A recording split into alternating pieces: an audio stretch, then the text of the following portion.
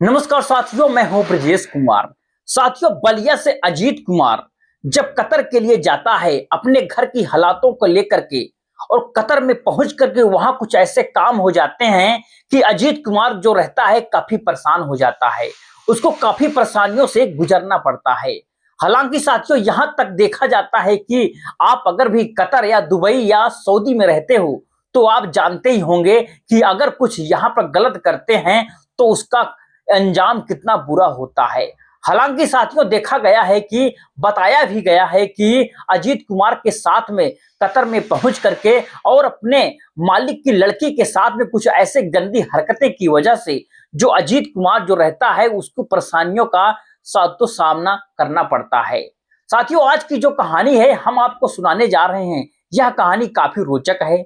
और इस कहानी को दोस्तों अगर आप काफी गहराई में सुनोगे, यहां तक कि आप काफी गहराई में समझोगे, तो आप साथियों सोचने पर बिल्कुल मजबूर हो जाओगे। साथियों, यह घटना जो है उत्तर प्रदेश के बलिया से निकल करके आ रही है, जहां पर एक बलिया में एक छोटे से परिवार रहता था। परिवार में दो भाई रहते थे। एक का दोस्तों आकाश नाम था और दोस्तों एक का अजीत नाम रहता है। साथियों, अजीत कुमार जो रहता है वह छोटा भाई रहता है और आकाश जो रहता है वह बड़ा भाई रहता है। और दोस्तों उसके पिता और माता रहते हैं, जो पिता का नाम रमेश रहता है। साथियों, जो अपनी एक छोटी सी फैमिली में अच्छे से गुजर बसर कर रहे थे। लेकिन साथियों, उसका बड़ा बेटा रहता है, उसकी उम्र ज्यादा बढ़ गई थी। और बढ़ने के बाद दोस्तों कहा जाता है कि अपने बेटे की सगाई करने के लिए जो साथियों पिता रमेश रहता है वह गांव के आजू बाजू में और अपने रिश्तेदारों से यहां तक कि संपर्क करता है कि बेटे की सगाई के लिए कोई अच्छी एक लड़की रिश्ता बताओ। हालांकि साथियों, इस रिश्तेदारियों में इस बात की खबर बिल्कुल फैल जाती है और रिश्तेदार जो रहते हैं इस बात को काफी गंभीरता से लेते हैं और फिर इधर उधर लड़की की दोस्तों तलाश करने लगते हैं। साथियों, लड़की जब मिल जाती है तो रमेश के दोस्तों फैमिली मेंबर जो सभी रहते हैं, उसके बेटे अजीत कुमार ये अपने दोस्तों भाई आकाश सारे लोगों को दोस्तों लेकर के वहां पर पहुंचते हैं। और देखते हैं तो देखने में लड़की काफी अच्छी और काफी स्मार्ट रहती है। और साथियों, कुछ ही दिनों के बाद में यह रिश्ता का दोस्तों जो दिन तारीख रहता है इसको तय कर दिया जाता है। हालांकि साथियों, रास्ता जो है पक्का कर दिया जाता है।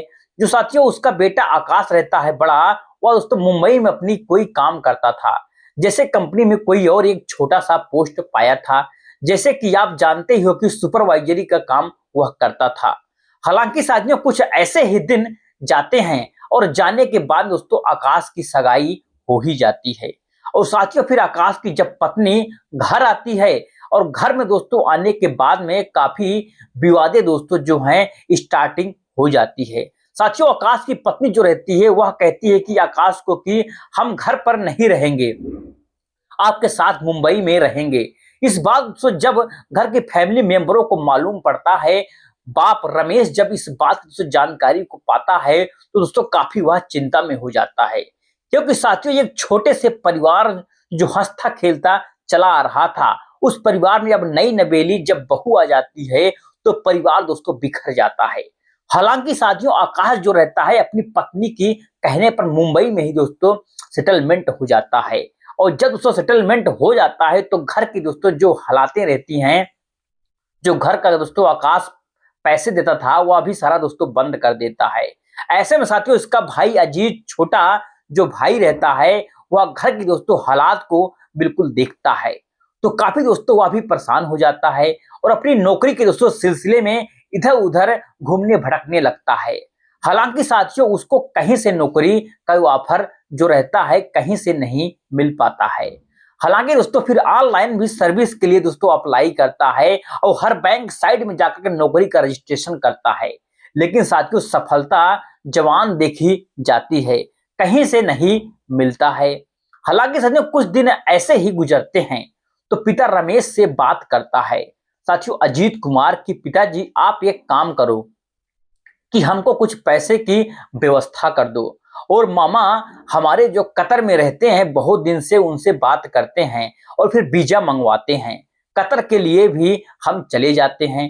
तो आप रमेश जो दोस्तों रहता है उसका बाप उस बात को संगीन से सुनता है और सुनने के बाद में काफी चिंता में हो जाता है कि विदेश भेजने बेटे को काफी रिस्क का काम होता है। साथियों, अपने देश में ही रहोगे तो कोई अगर इमरजेंसी पड़ जाती है तो घर भी आ सकता है। अगर साथियों बेटा विदेश जाता है तो वहां जाने के बाद में टारगेट रहता है तो टारगेट पूरा करना ही पड़ता है। साथियों उसके बाद ही घर वापस हो आ सकता है। लेकिन साथियों रमेश जो पिता था जो रहता है और देखता है कि घर की हालातें बहुत ही खराब हो गई हैं और बेटे को भेजना ही पड़ेगा।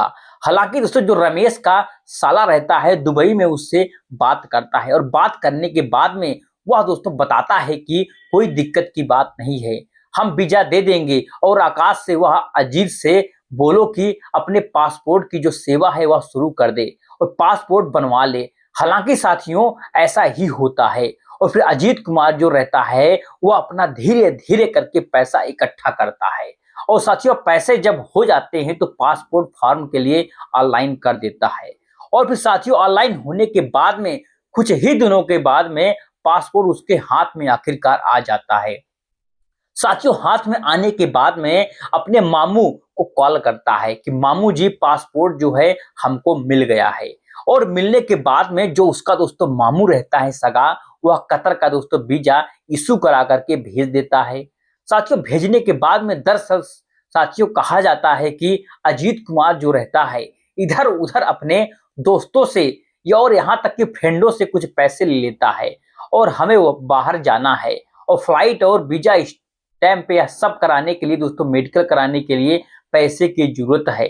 और साथियों फिर अगर पैसे आप तुम दे देते हो तो हम जानने के बाद में तुरंत ही आपका पैसा वापस कर देंगे। साथियों इस बात को जब उसके दोस्त यार लोग सुनते हैं तो काफी चिंता में हो जाते हैं कि एक साथी जब साथ छोड़ करके बाहर चला जाएगा तो हम लोग कैसे रहेंगे।